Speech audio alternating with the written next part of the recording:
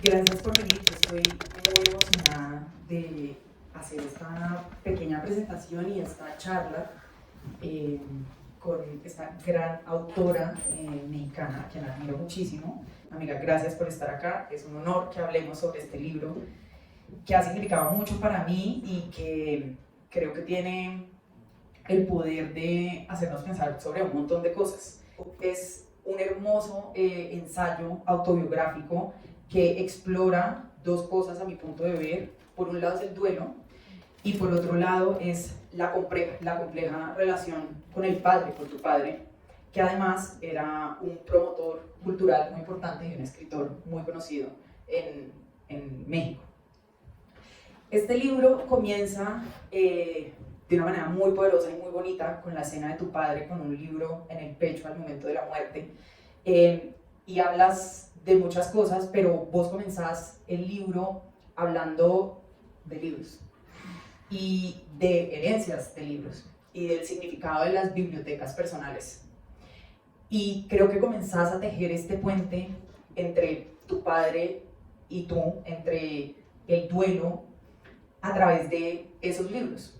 Yo siento que en un principio esta exploración es incluso muy material. Hay una descripción muy precisa de la estantería, de los libros, de los títulos, y tiende a ir desvaneciéndose un poco esa sensación de materialidad para ir adentrándose en otra suerte de vulnerabilidad. Cuéntame cómo es eso y contame cómo fue esto de conectarte o de empezar desde esa pregunta por los libros en común. Claro, bueno, buenas tardes, gracias por estar aquí. Estoy muy contenta de presentar este libro con Amalia. Y me parece una buena forma de empezar porque remite tanto a la forma como al fondo del libro, ¿no? Por un lado, sí, al inicio, la excusa un poco para arrancar esta investigación personal, digamos, son los libros, porque mi padre era un activista por los derechos culturales, pero pues también era un escritor y especialmente era un gran devorador de libros. Algo así como, yo lo nombro porque lo saco un poco de Vilamatas, era un enfermo de literatura, como yo lo soy y como pues casi toda la gente a mi alrededor es. Y como persona que sufría de una enfermedad de la literatura, pues tenía libros hasta debajo de la cama, literalmente, ¿no? En el baño, en la cocina, en todas partes.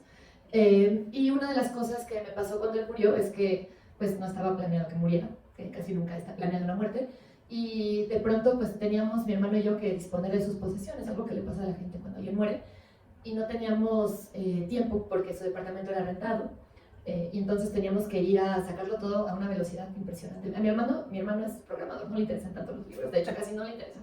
Se hizo el intento, se fracasó, ni modo, entonces los libros iban a ser para mí, y tuvimos que deshacernos casi de todos. Yo creo que nos deshicimos como al menos de la mitad de los libros, porque eran como 10,000, o sea, realmente era imposible. No, era imposible, era una situación imposible. Yo me quedé con muchísimos libros, y el motivo por el cual al principio estoy súper de acuerdo en que hay una relación por lo físico de los libros es porque yo estaba muy bloqueada en el proceso de duelo. Cuando empecé a escribir, empecé buscando una cuña con la cual entrar a la historia. Bueno, tú ya lo sabrás, es fácil tener una historia, lo que no es fácil es tener una manera de contarla, ¿no? Ese vehículo, encontrar la manera de tener ese vehículo es realmente difícil de encontrar. Para mí la cuña fueron los libros, y lo fueron porque a pesar de que yo había intentado escribir sobre su muerte, no lo había logrado hasta que me di cuenta de que la biblioteca que yo tenía en la sala, que no había tocado, que era como una especie de cosa sagrada para mí, que no podía vender, pero no podía leer, pero no podía tirar, pero no podía hacer absolutamente nada con ella, significaba algo simbólico, porque pues, si no, ¿por qué no estaba haciendo nada con ella, no?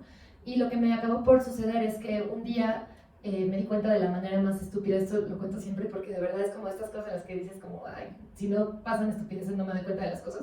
Que llegué a mi casa, tenía alguien con quien compartía el departamento, un roommate, y había quitado el plástico de uno de los libros, y yo enloquecí, así le dije como, pero los voy a vender, así llevaban 7 meses ahí, no estaba vendiéndolos, pero enloquecí, y él me volteó a ver así como, ok, perdón, no sabía, así todo, me quedé venir, se fue a esconder debajo del sofá.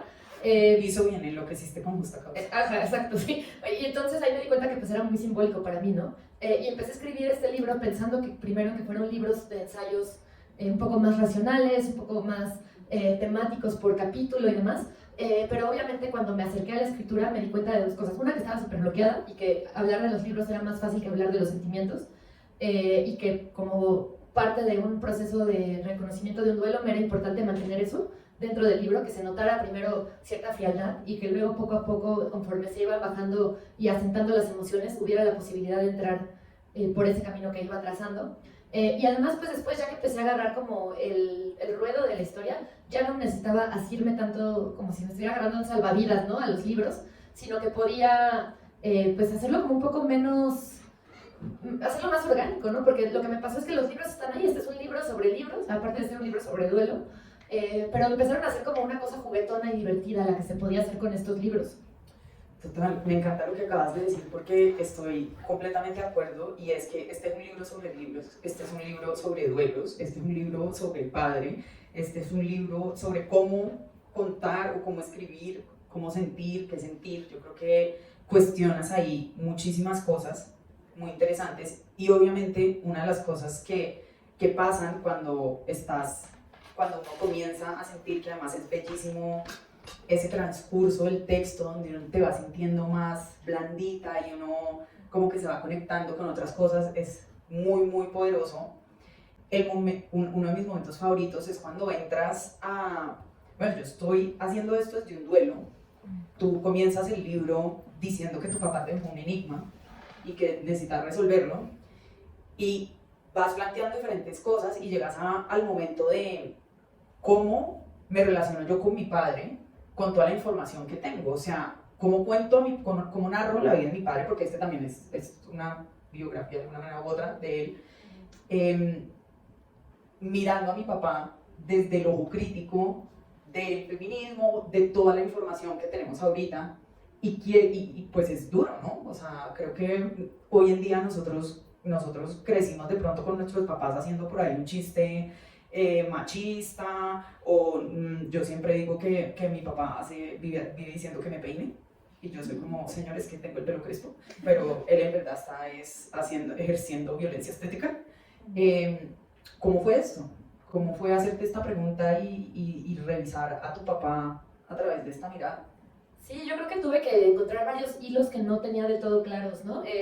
Luego, pues ya cuando escribes el libro lo acomodas para que parezca que medio sabías qué estabas haciendo, pero ya hablando como de la parte de la escritura del libro, pues de entrada para mí era muy duro cuando él estaba vivo ver que se había quedado tan solo, que cada vez iba expulsando más a la gente de su vida, y todo el tiempo como que yo volvía de manera neurótica a los tiempos de gloria, como siempre sucede, ¿no? Hay una parte en el libro en el que cuento pues nuestra época de adolescencia, en la que, bueno, mi época, la suya no era de adolescencia, aunque de alguna manera sí, en la que de pronto su proyecto cultural, que era un proyecto de fanzines, no eran fanzines, eran plaquettes, pero era como literatura muy barata para todo el mundo, con un montón de elementos de contracultura y géneros periféricos y demás, era muy glorioso, ¿no? O sea, vendía muchísimo, atraía muchísima gente, estaba haciendo un proyecto de divulgación cultural muy raramente visto, ¿no? Y todo por la contracultura, ¿no? O sea, todo invitando a la gente que no estaba habitualmente invitada a los espacios culturales. Y luego de pronto algo pasó y todo eso se deshizo. Y llegamos al punto en el que los últimos años fueron muy tortuosos. Él y yo estábamos muy separados entre nosotros, como que teníamos muchas conversaciones muy tensas cuando de hecho lográbamos hablar, porque la mayor parte era solo tensión. Lo que siempre había en medio eran los libros, eso sí. Entonces, bueno, ahí había una respuesta muy obvia para ese diálogo inexistente, que era pues lo que nunca dejó de estar, que era saber que había una serie de intereses comunes, saber que siempre había un amor por la literatura que nos unía, ¿no? Eso nunca se apagó, pero todo lo demás era muy complicado. Entonces, de pronto yo sabía que tenía que contestar esta pregunta de por qué. Era de verdad neurótico, incluso cuando él estaba vivo. ¿Por qué? O sea, ¿por qué si esto era tan bollante, de pronto terminamos acá, ¿no? ¿Y por qué dejar todo? ¿Por qué ir deshaciéndose de todo? ¿Por qué...? Un auto-boicot. Exacto, sí. ¿Por qué eso, no? ¿De dónde venía? Entonces, como que eso siempre, pues, no lo pude contestar cuando él estaba vivo. Y de pronto me pregunté si podía contestarlo una vez habiendo muerto él. Que fue donde empezaron a revelarse, como saliendo hilos que podía ir jalando. Y luego pues también tenía lo que era para mí pues su muerte, que fue como, sí, más o menos súbita, pero después de haber estado enfermo, medio ocultando enfermedades, con un libro de poesía en la panza y una extraña sonrisa en el rostro. Entonces como que en este proceso de hacer la reconfiguración de la vida después de la muerte, pues yo tenía que ir jalando estos hilos, ¿no? Y como decía, no es que los haya encontrado de entrada, en el libro parecería que sí, pero tuve que escribir un poco para llegar a las conclusiones de que por ahí era el hilo y por ahí tenía que ir trotando hacia allá. Ok, me encanta. Algo que dices, pues como para unir esto de los hilos, y que me parece maravilloso y estamos hablando ahorita un poquito, es que el libro está escrito en fragmentos y una cosa que me parece maravillosa con el lector y con una propuesta que me parece muy tuya y siento que eso es increíble, es que a veces yo me sentía escuchando una conversación, o sea, tú pones y reflexionas sobre diferentes temas. A veces yo me sentía como viendo un caso a favor y en contra y haciendo diferentes puntos. A veces me sentía como en un contrainterrogatorio. ¿Por qué así? Porque abrir como un espacio o sea, de diferentes voces y de tantísima honestidad, donde las dudas que tienes, incluso sobre, pues, o sea, la fidelidad de lo que estás diciendo, si tus recuerdos son como son, si estás siendo justa, si tu papá sí era así, ¿por qué? ¿Cómo llegaste a esa decisión? Bueno, creo que de entrada a mí los únicos personajes que me interesan son los complejos. Los que son blanco y negro me parecen de cartón y no me interesa escribirlos, sean que hayan vivido en el mundo, sea que sean personajes inventados. Eso lo pienso como una regla para mi literatura, ¿no? Pero en el caso además de mi papá y de mí, que bueno, además yo siempre digo que somos dobles, en realidad, son nuestros dobles. Y todo el libro empieza con una cita de Vilamatas que dice, quizás la literatura sea eso, escribir un doble. Y pues para mí pues él es un doble, yo soy un doble, pero a pesar de ser dobles o ser literatura en lo que se convierte el libro, sí me interesaba muchísimo para mi propio proceso entender de dónde venía todo lo que yo estaba sintiendo, ¿no? Y de dónde venía su propia historia. Y para eso tenía que abrirme a la posibilidad de no construir un monolito, ya fuera un monolito de un héroe impoluto, o fuera una persona deleznable y yo una terrible víctima, o yo una heroína. O sea, en realidad como que no me interesaba nada de eso, me interesaba ir creando capas y capas y capas de tal forma que entre esas capas se fuera viendo la posibilidad de un poliedro, que para mí, pues la gente es un poliedro, nunca es una sola cosa, ¿no? Creo que no valía para mí la pena escribir una historia de un padre que fuera un padre de una sola manera o para una sola persona, y para eso recurrí a hablar con más gente y especialmente recurrí también a las personas a las que yo había más entendido menos, más bien, ¿no? Por ejemplo, él en los últimos años de su vida, él siempre dio taller, como 30 años, taller de literatura, era un taller salvaje en el que la gente salía llorando. ¿Por qué? Porque era un salvaje, y todos eran, y por lo tanto, si el tallerista mete salvajismo a la ecuación, el resto de la gente sigue, es así como una avalancha. Entonces, si hay una frase que pongo ahí que a mí me encanta, pero es horrible y no quiero que nadie me la diga nunca, que es que le dijo una vez a un alumno que era un alcohólico de los lugares comunes. Si tú eres escritor, pues lo que eso te hace es, no sé... No volver a escribir nunca más. Exacto, sí, pero bueno... Me dicen que soy alcohólica de los... Sí, ya murió, ya no, ya para que lo intentes. Pero bueno, su alumno lo escribe como muy feliz.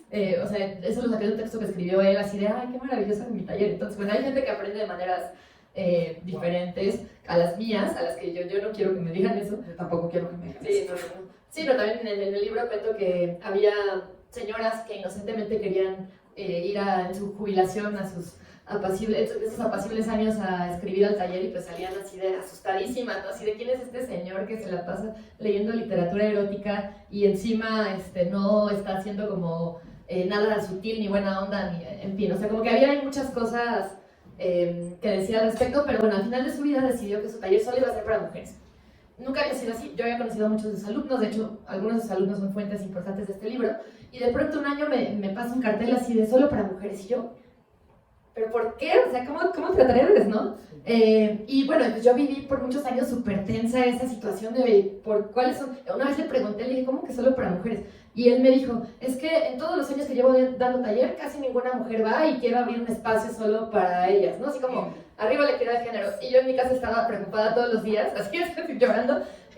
Y lo que pasó es que cuando escribí este libro me puse a escuchar a sus alumnas, cosa que jamás se me había ocurrido hacer. Como pues cuál era su punto de vista acerca de lo que habían vivido en el taller, y pues estaban muy agradecidas y estaban muy impactadas por su muerte y escribieron sobre eso, intentaron hacer cosas con ello. Entonces para mí ese punto de vista que yo nunca hubiera podido tener, porque mi punto de vista cuando él estaba vivo siempre consistía en juzgar mucho eso, me cambió totalmente la mirada, ¿no? Y así me pasó con muchas de las cosas que fui tratando de averiguar para también abrirme yo a verlo de una manera distinta a como yo lo había visto. Obviamente una vez que él estaba muerto había cosas que pues no me podían pensar en tiempo real. O sea, ya no era como ver qué estaba sucediendo, ver que estaba ahí su enfermedad, ver que estaba ahí su soledad, ver que estaba ahí su tristeza, y ya podía pensar con mucha más libertad. Creo que eso es algo que podría quizás haber logrado hacer mientras él estaba vivo, pero había sido muy difícil. Pero no podía dejar de escribirlo desde esta variedad de voces, no podía simplemente hacer un personaje de cartón piedra y aventarlo al mundo. Y lo mismo, bueno, quiero creer, ya tú me dirás, porque luego es que son difíciles de juzgar con el personaje de la narradora, no podía ser una cartón piedra, ¿no?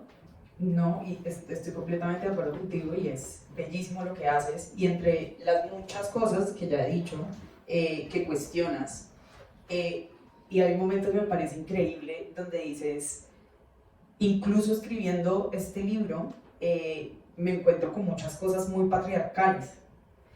Y te preguntas y dices, como pues estoy haciendo un libro de mi papá, estoy haciendo un libro de un hombre, estoy haciendo un libro de un hombre escritor, y Blanco, exacto. Y decía, y un poco haces una pregunta que me parece increíble, y es como, ¿qué es escribir un libro? ¿Cómo se supone que tendría que escribir yo esto? ¿Qué es escribir un libro que sea feminista? ¿O cómo contar esta historia desde otros aspectos? ¿Cómo resuelves esa duda como escritora? No en la novela, sino tú. Bueno, pues de entrada creo que lo primero era quitarme el Twitter de la cabeza. O sea, es un concepto muy real que además no solo yo y no solo la gente que escribe autobiográficos siente actualmente, ¿no? Como esta revisión extraña que estamos haciendo de lo que escribimos todo el tiempo, desde un miedo, desde un lo que se puede y no me van a cancelar, sí. Exacto, sí, me voy a cancelar yo, o sea, sí. Y lo cierto es que fue bien difícil, pero creo que también este libro es como una especie de revelación del proceso de dejar de hacer eso, ¿no?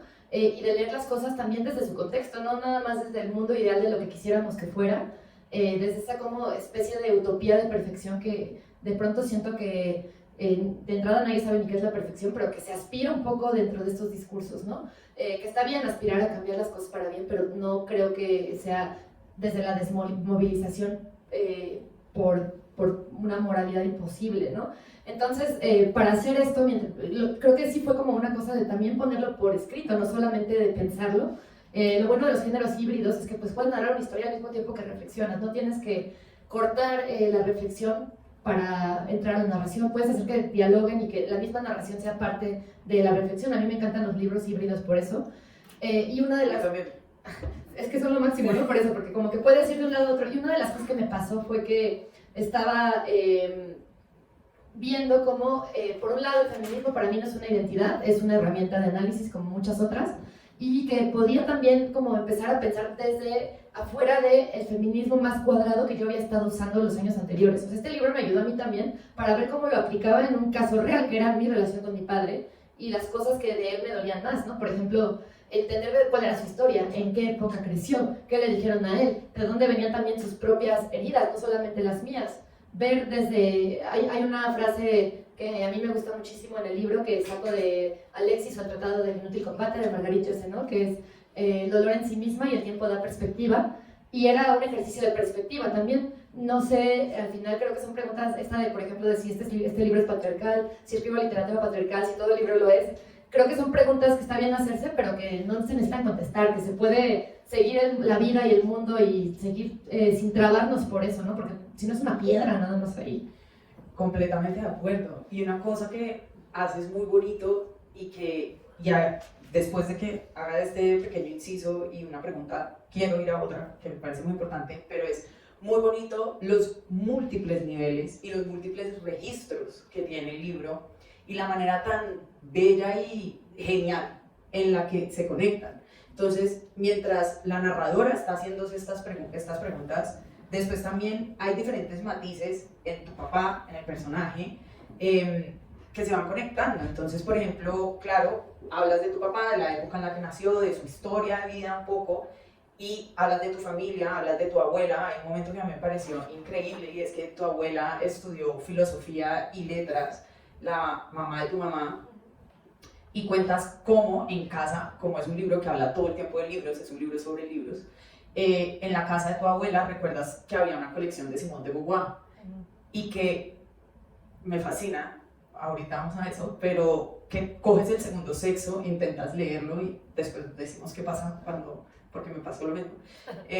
Pero claro, dices como, es muy curioso que me di cuenta que esta colección había sido un regalo de mi padre, porque muy en su usanza, su manera de expresar su amor era a través de libros. Además, puedo darles un spoiler, el papá tenía libros, pues como tenía tantos libros, regalaba un montón de libros y en mi cabeza yo veo a un señor con bolsas y bolsas de libros y la verdad me hubiera gustado conocerlo para que me regalara. Pero me parece muy bonito cómo se van conectando los diferentes niveles del texto de diferentes maneras. Y ahí quiero hablar de uno de los registros y es las notas al pie. A mí me encanta ese registro de las notas al pie, me parece profundamente hermoso cómo lo utilizas y también me parece muy inteligente porque las notas al pie suelen estar confinadas al mundo de lo académico y pues una nota al pie significa necesariamente abrir dos niveles de texto y abrir jerarquías entre esos niveles de texto.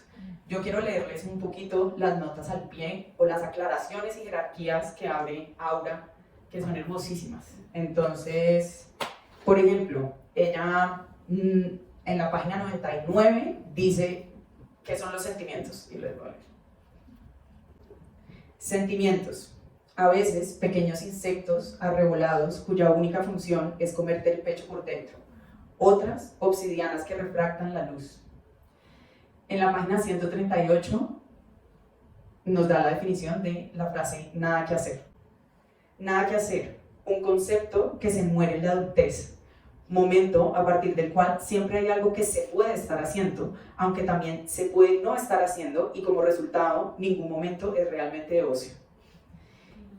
Y en la página 56, quiero que lo leas tú, novelas favoritas para no leer. Claro, a ver, ¿de dónde viene? No, abajo de la nota, pero es que quiero ver de dónde viene. Ya. Novelas favoritas para no leer en mis 20. Hablo del mal de Montano y dice novelas favoritas para no leer en mis 20 y la nota es novelas favoritas para no leer. Aquellas cuya idea es suficientemente seductora como para estar entre las más amadas, se haya o no leído realmente. Un aplauso, por favor. Pero luego no tienes que confesar que no las has leído, o sea, simplemente tienes que llevar la mentira hasta las últimas consecuencias. Eso es muy importante. Hasta que sí, o sea, es un compromiso, es hasta el día de la muerte. Sí. Contame un poquito de ese registro de las notas al pie. Me encanta que lo mencionaras como dos jerarquías, porque justo últimamente he estado pensando mucho acerca de las notas al pie literarias, porque pues, hay muchas maneras de hacerlas, y he llegado a la conclusión de que cada escritor y escritora las descubre de manera diferente, ¿no? Porque al ser un elemento que tiene tantas maneras de ser creativo, pues se pueden hacer muchas cosas. En mi caso, fue un descubrimiento muy inesperado, ¿no? Yo estaba escribiendo al inicio, que lo que escribí al inicio casi nada quedó en el libro porque era un vómito de dolor, o sea, era puro sufrimiento, realmente no era algo literario, era sufrimiento, nada más. Y mucho de eso quedó fuera, unas partes sí las salvé y otras no, pero mientras estaba en eso, de pronto escribí sobre el dolor que sentía, que era un dolor físico, no era un dolor metafórico, sino que estaba escribiendo y una serie de cosas me pasaban en el cuerpo.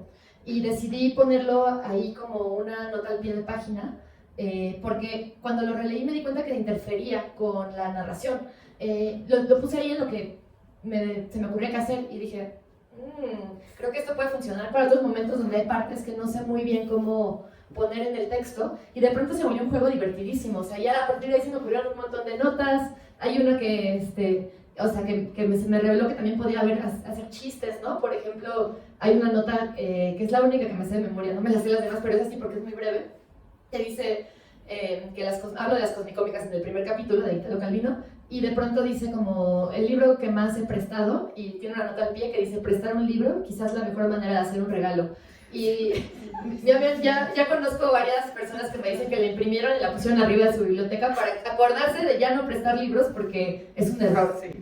Y entonces de pronto se me reveló que también podía hacer chistes ahí, y se volvió bien divertido. Y luego pensé en esto que decías de las jerarquías, de que En esta historia tan declaradamente no objetiva, que incluso tiene capítulos acerca de qué significa escribir sobre alguien, la justicia o injusticia de narrar al otro, etc. O sea, que es tan declaradamente no objetivo. Era muy divertido jugar con el elemento que objetiviza los trabajos académicos, ¿no? Que es la cosa que le da sustento científico a lo que estás escribiendo. Y me gustó todavía más, como que dije, pues está perfecto porque va muy bien con la idea de que lo que está en este libro es una verdad, la verdad subjetiva de la literatura, no la verdad objetiva del mundo, si es que tal cosa existe, ¿no? Sí, y es muy bello, perdón, muy bellísimo. Es muy bello ese espacio que creas, por lo que dices precisamente, ¿no? Porque hay desde chistes hasta, siento que a veces, perdón por ser tan cursi y ser alcohólica de los lugares comunes, pero como estocadas, donde lo que haces es como ampliar, profundizar o darle a uno como un acceso también que siento como que vas desnudando, sobre todo, y también me di cuenta que esas notas al pie abundan más al comienzo, donde todavía estás un poco más rígida, o no más, no sé si más rígida, pero donde el texto está todavía muy pegado a los libros, y como que esas notas al pie son como unos pequeños, son unas pequeñas ventanas para ver otras cosas, y me pareció increíble. Otros de los muchos registros que están en el libro son, por ejemplo, entrevistas, poemas, citas de muchísimos libros, fichas bibliográficas y mi favorito, y después voy a hablar un poco, me voy a desviar un poco del libro puntual para que hablemos hoy yo de otras cosas. Mi favorito es un poema de Amado Nervo en Comic Sans. Escrito en Comic Sans. Sí. Hablemos de eso, por favor. Sí.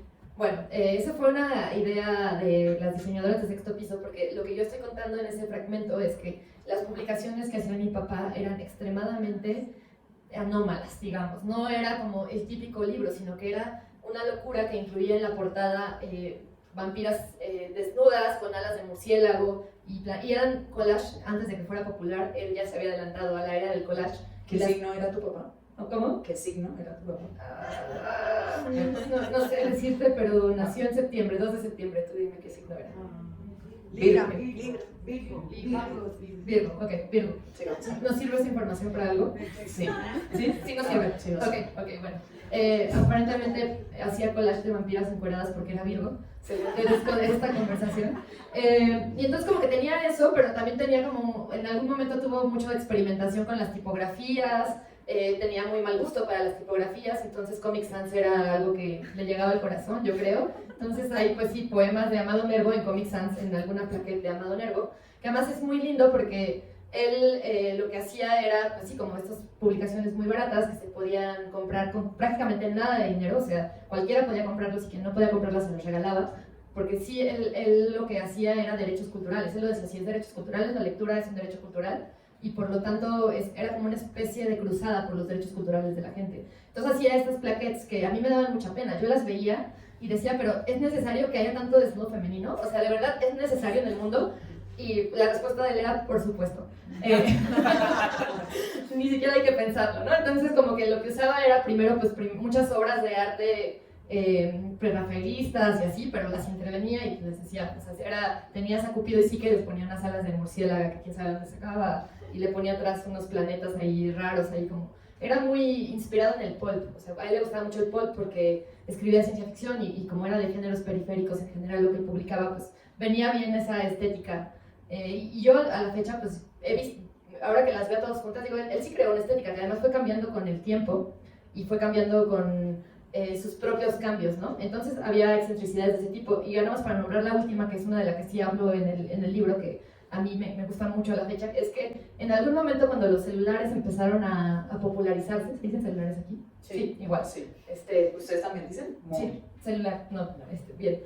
Bueno, cuando los celulares empezaron a popularizarse y por lo tanto los mensajes de texto estaban en todas partes y la gente empezaba a escribir K en vez de que y X en vez de por y esas cosas, que por practicidad de la lengua no tenía ningún sentido escribir completas. Había una crítica en los medios acerca de la degradación de la lengua y etcétera, toda esta cosa que estaba como muy de moda decir que los teléfonos celulares iban a terminar básicamente con la escritura o algo así. Y él decidió llamarle a eso discurso disortográfico, y incorporarlo a su poesía. Entonces, por una larga temporada, él decidió escribir poesía con discurso disortográfico. Cuando yo veía sus poemas me sangraban los ojos, porque no importaba qué tan bellos fueran, qué tan pulidos y hermosos, tenían acá en medio y una X, y yo estaba así, estaba desquiciada con eso. Y entonces como que también se puede ver esa historia de sus luchas personales a lo largo de lo que él iba publicando, y se ve también un poco en el libro. Yo hablo, por ejemplo, de cómo el lenguaje inclusivo a él era el que le sacaba lágrimas de sangre, pero luego yo decía, pero tú escribiste con algo que llamabas discurso disortográfico mucho tiempo, y para ti tenía repercusiones políticas, que creo que sí las tenía además, y que era justificado pues la lucha para decir que no hay un lenguaje más culto que otro, que hay muchas maneras en las que la lengua se adapta al medio con el que se utiliza, etc. Pero luego llegó el lenguaje inclusivo y pum, le hizo como crack en el cerebro. Y ese sí no. Ese sí no, ese sí distorsiona la lengua, sí, y la degrada. Ese sí la degrada, sí. Se acabó la escritura. Exacto. Se acabó la lengua y ese, sí. Claro. Y bueno, en resumen, el poema está en Comic Sans porque en la publicación estaba en Comic Sans y decidieron genialmente dejarlo así en el libro. Eso me encanta, lo que yo digo, los diferentes registros son maravillosos, y ahora voy a dar una pequeña curva para alejarme del libro y hablar de ti, porque una cosa que es maravillosa cuando uno se prepara para hacer esto es que nos stalkea a los escritores, es el trabajo de uno, stalkear. Yo te stalkeé mucho. Y en mi profunda y maravillosa sesión de stalkeo supe que trabajaste haciendo, o sea, el diseño fue una parte fundamental de tus primeros trabajos. ¿Cómo llegaste ahí? Me gustaría que ampliaras y nos contaras cómo precisamente esa sangre en los ojos, que después quiero hablar más para volver al libro y volver a la idea de tener un papá escritor y ser un escritor y demás cosas, pero ¿cómo fue eso? O sea, ¿cómo fue y cómo jugó esa formación o esa como atracción? Porque creo que... De formación. En el libro y en tu vida en general.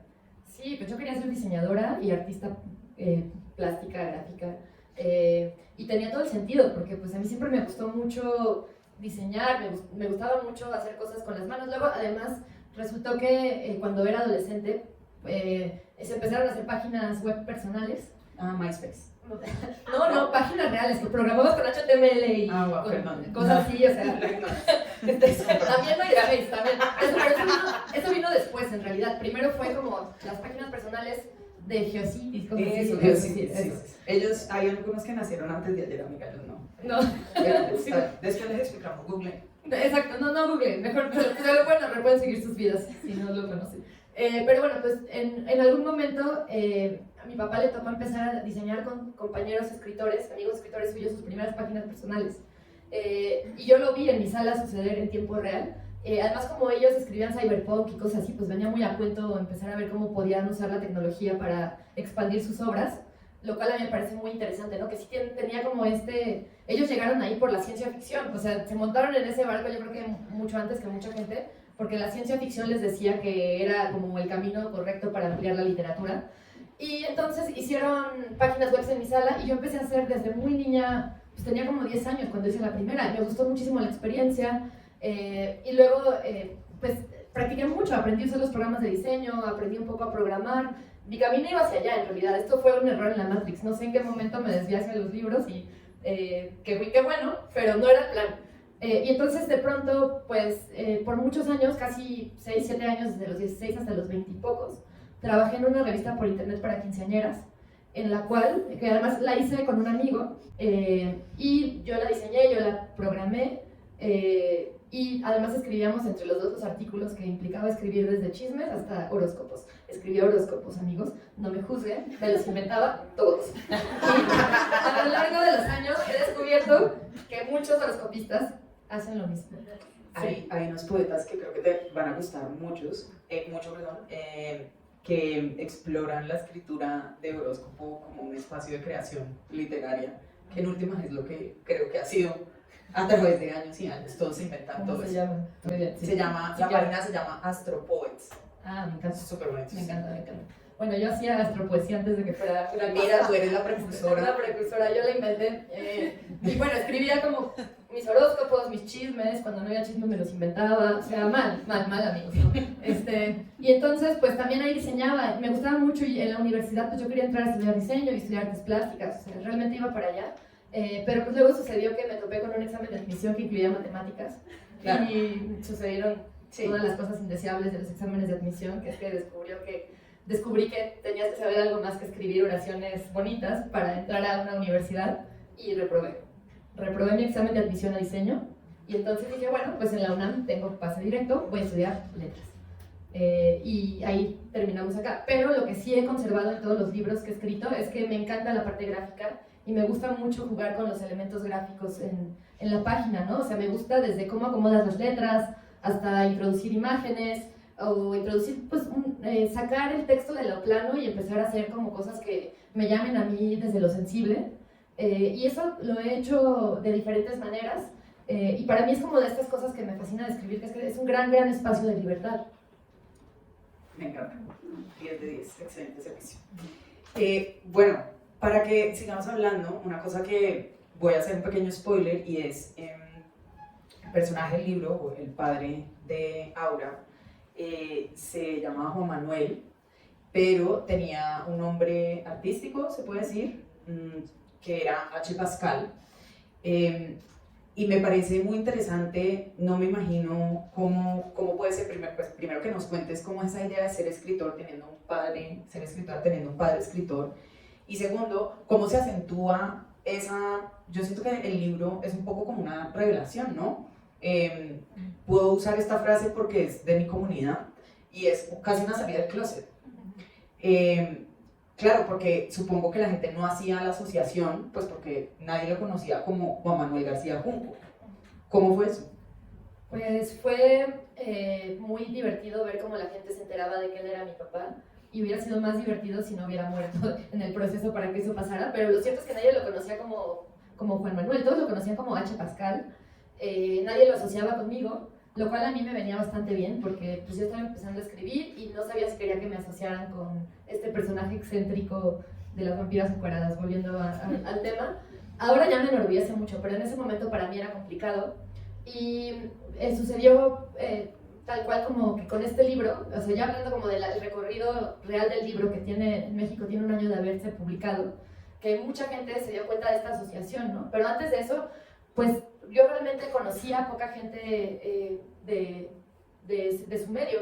Conocía más a la gente de la ciencia ficción en México, de eso sí conocí unos cuantos, porque pues hasta hace muy poco tiempo era como una comunidad que no se contaba con absolutamente nadie más. Como existía mucho eso de sentir que eran otro tipo de escritores. Y mi papá pertenecía a ese grupo de otro tipo de escritores, entonces yo conocía solamente a algunos escritores de ciencia ficción, pero no conocía como el mundo literario, eso lo conocí cuando empecé a escribir yo. Y este libro pues sí me sacó así del closet, ¿no? De eso. Y luego la otra cosa que pasó es que para mí pues es un libro de revelaciones de muchos tipos.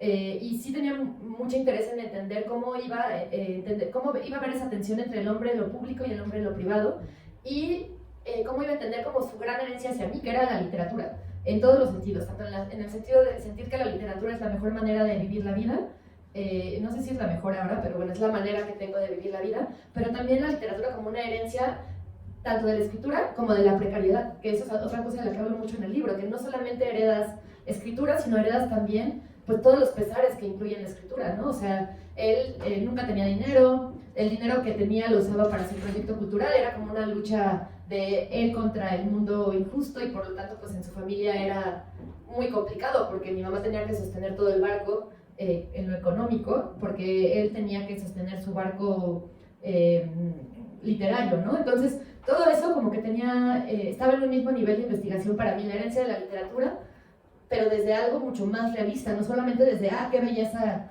los libros, sino ese miedo de caer al vacío todo el tiempo. Sí, y una cosa que de hecho hablas ahí en el libro es un momento en la vida de tu padre en el que tú dices que sientes que un poco él tenía esta ambición, y tú hablas un poco de la ambición que tenemos todos los escritores,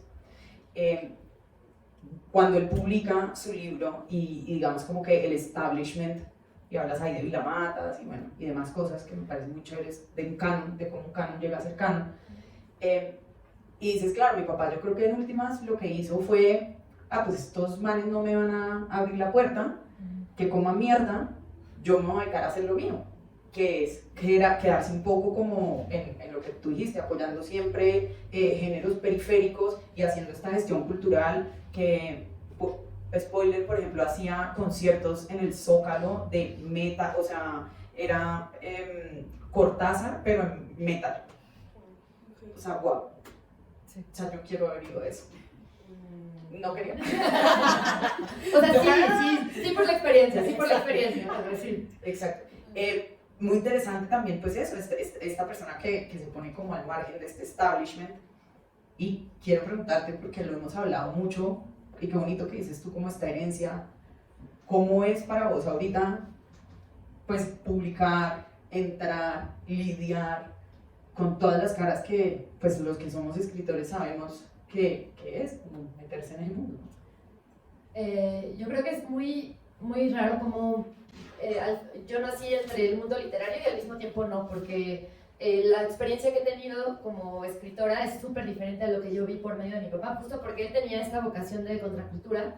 Lo que hacía era muy diferente, ¿no? O sea, esto de, sí, Pablo Neruda inventar el gótico no es algo que yo haría, o sea, no podría, aunque quisiera, no tengo como esa capacidad de juego que él sí tenía, porque pues tienes que tener como una gran facilidad de ir entre, no diría entre registros, sino como de jugar, de soltarte y decir, vamos a reclutar a 10 bandas de metal para este aniversario de nacimiento de Neruda y cada uno le voy a encargar un poema, ¿no? Y digo, perdón, una canción con un poema. O es el aniversario de Kafka, perfecto, vamos a invitar a una banda de improvisación libre para que haga algo al respecto. O sea, como que, o sea, yo no tengo esa imaginación que él sí tenía y que además era muy importante porque para sacar de los espacios hegemónicos a la literatura tenía que encontrar nuevas maneras de atraer públicos, que era lo que él hacía, él lo decía así, crear públicos. Y en ese sentido, hay una cosa que dijo que creo que está en el libro, pero luego ya no sé qué está en el libro y qué no, que para mí es, porque pues eso pasa cuando escribes un poco de tu vida. Hay una cosa que él dijo, la última vez que vi a mi papá vivo fue en la presentación de mi primer libro. Ya estaba bastante enfermo, yo no sabía exactamente de qué, pero se veía, se notaba que estaba muy mal ya. Y una de las cosas que le dijo a mi mamá cuando se iba fue, ¿qué hubiera pasado si en vez de promocionar a tantas personas y tantas otras cosas, me hubiera dedicado a promocionar mi propia obra? Que a mí me pareció durísimo escuchar, cuando mi mamá me contó, me pareció muy duro escucharlo, y creo que sí fue una sorpresa para mí, porque como estaba tan en este mundo de hacer promoción cultural, de abrir espacios, etc., nunca pensé en por qué él había decidido no hacerle tanta promoción a su propia obra, que sí lo hacía de alguna manera porque publicaba sus poemarios, los vendía, etc., pero su vocación tenía muchas cabezas, era una hidra en la que por un lado hacía los festivales, por otro lado era maestro y publicaba a sus alumnas, y de pronto pues yo no estoy en ese canal, ¿no? O sea, a mí me gusta mucho compartir lo que leo, tengo un canal de YouTube que está más muerto que nada, pero bueno, va a vivir pronto, espero. Un poco por esa vocación también de acercar a las personas a los libros, pero no tengo ese otro lado que él sí tenía de hacerlo por medio de la contracultura. Lo que sí tengo es como el deseo también de vivir la vida a través de la literatura, es decir, la enfermedad de la literatura.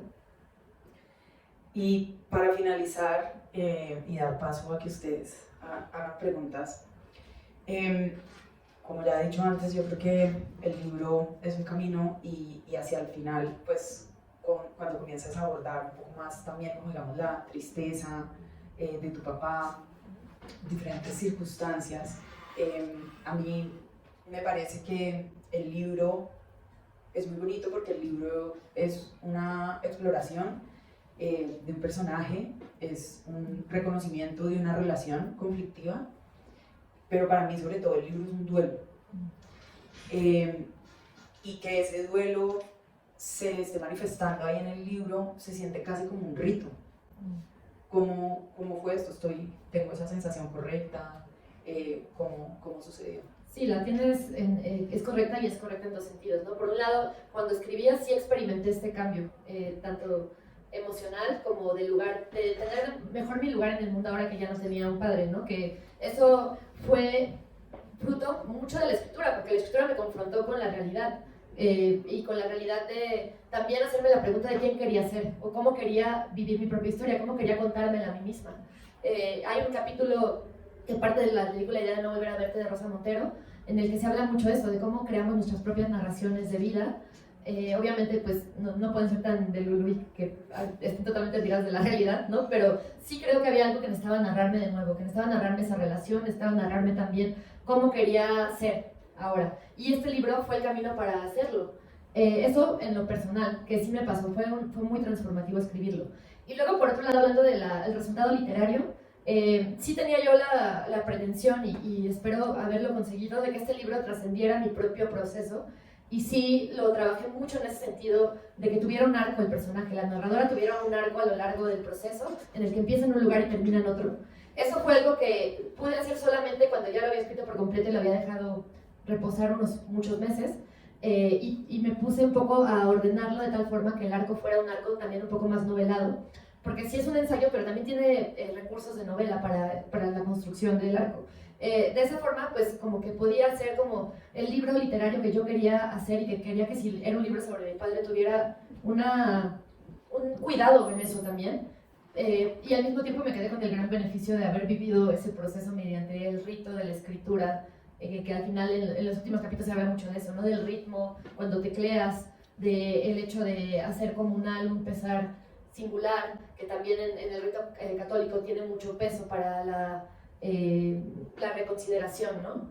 Entonces pues gané todo, o sea, porque pude en algún momento ordenarlo de lo literario, pero también pude ordenarme lo emocional a mí. O sea, vos lo terminaste y dijiste, gané. Ahora lo digo, lo acabo de decir, gané. O sea, acá de ustedes estuvieron aquí cuando ya digo ganó, y eso es importante porque como escritores yo sé que van a haber momentos en los que ella va a estar diciendo gané o no gané, y yo le voy a echar en cara que ella acá hoy dijo que ganó. Muy bien, ya no está grabado, ya no puedo negar sí, que pasó. está grabado. No puedo atribuirle a lo subjetivo de los recuerdos y decir, no, Amalia, eso no pasó, no lo dije. Exacto, quedaron pruebas, ahí está. Bueno, pues muchísimas gracias. ¿Tienen preguntas?